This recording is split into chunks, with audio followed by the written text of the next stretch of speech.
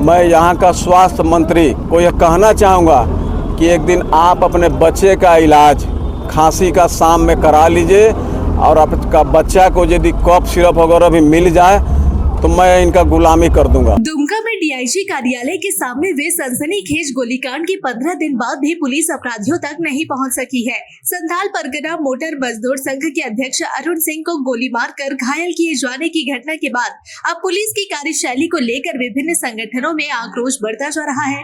सोमवार को Dumka bus stand में विभिन्न संगठनों की आपात बैठक हुई। बैठक में प्रशासन के खिलाफ नाराजगी जाहिर करते हुए मंगलवार सुबह से दुमका से बसों का परिचालन अनिश्चितकालीन बंद करने का निर्णय लिया गया। साथ ही बस स्टैंड की सभी दुकानें भी बंद करने का ऐलान कर दिया गया। गोलीकांड में घायल अरुण सिंह ने इलाज कराकर दुमका लौटते ही पुलिस प्रशासन पर सीधा हमला बोलते हुए कहा कि घटना के इतने दिन बाद भी पुलिस के हाथ खाली है। उन्होंने कहा कि अगर अपराध होता है तो उसका खुलासा भी होना चाहिए, नहीं तो अपराधियों का मनोबल बढ़ता है और ऐसी घटनाएं बार बार होती है।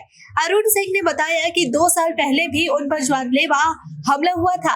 उस मामले में एक आरोपी को पकड़कर पुलिस को सौंपा गया था, जबकि दूसरे आरोपी की गिरफ्तारी के बावजूद पुलिस हथियार बरामद नहीं कर पाई और टीआई परेड भी नहीं कराई गई। नतीजन आरोपी को जल्द ही जमानत मिल गई और वह बाहर आ गया। अरुण सिंह ने दुमका की स्वास्थ्य व्यवस्था पर भी गंभीर सवाल खड़े किए।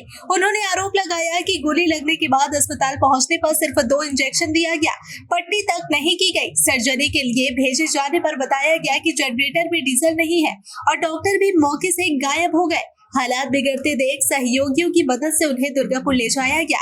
उन्होंने स्वास्थ्य मंत्री को खुली चुनौती देते हुए कहा कि एक दिन अपने बच्चे का इलाज सरकारी अस्पताल में करा कर देखे, शायद कफ सिरप भी ना मिले। उन्होंने कहा कि मंत्री और विधायक तो बड़े शहरों में इलाज करा लेते हैं, लेकिन आम जनता बदहाल स्वास्थ्य व्यवस्था के भरोसे छोड़ दी गई है। पहला इमरजेंसी जो होता है वहाँ ले जाया गया, वहाँ पर मुझे 2 इंजेक्शन दे करके और पीछे और आगे कहीं पट्टी भी नहीं किया गया। बोला गया कि एक्सरे करावें। एक्सरे में जनरेटर में तेल नहीं था।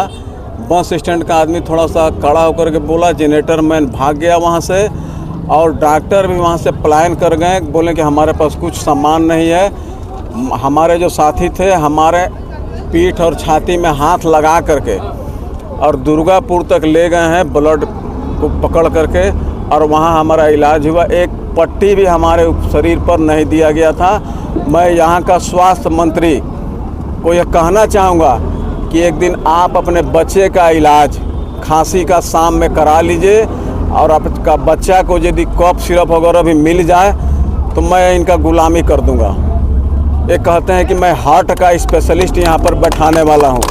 हार्ट का क्या बैठाएंगे? इमरजेंसी सर्दी बुखार यदि ठीक कर दें तो मैं समझूंगा कि ये फूलो झानो मेडिकल कॉलेज के वो मंत्री हैं और झारखंड सरकार के मंत्री हैं। उनका सारा इलाज दिल्ली, बम्बे, हैदराबाद, फलना ढकना में कराते। एक दिन करा के देखें दुमका सदर हॉस्पिटल में तो पता चलेगा। एक पट्टी और रुइया मुझे नहीं नसीब कराया गया कि इसका ब्लड बंद कर करके कहीं रेफर किया जाए। तो ये बहुत दुख की बात है। मैं झारखंड सरकार से भी स्पष्ट करना चाहता हूँ कि इस पर सुधार लावें कि आम जनता की जान बचे। वो इंजेक्शन जो था वो किस चीज़ का था? मुझे पता नहीं। मुझे 2 इंजेक्शन दिया गया बायां हाथ का नस में। किस चीज़ का दिए? दर्द का दिए कि प्रेशर का दिए कि खून बंद करने का दिए कि गोली निकालने का दिए, मैं ये नहीं बता सकता हूँ। ऑक्सीजन के सामान कोई उनके पास 2 इंजेक्शन के सिवा कोई सामान नहीं था। ऑक्सीजन नहीं था, पानी बंद हो गया। अरुण सिंह ने एसपी के उस बयान को भी चुनौती दी जिसमें घटना के दूसरे एंगल की बात कही गई थी। उन्होंने कहा कि यदि पुलिस दूसरा एंगल साबित कर दे तो वह दुमका छोड़ देंगे, क्योंकि उनका किसी जमीन गिट्टी या बालू माफिया से कोई संबंध नहीं। अरुण सिंह ने कहा कि बस परिचालन बंद करना समाधान नहीं, लेकिन प्रशासन की निष्क्रियता ने उन्हें इस कदम के लिए मजबूर कर दिया। उन्होंने बस सेवा बंद होने से आम लोगों को होने वाली परेशानी के लिए खेद भी जताया, लेकिन उन्होंने कहा कि न्याय के लिए यह कदम जरूरी हो गया है।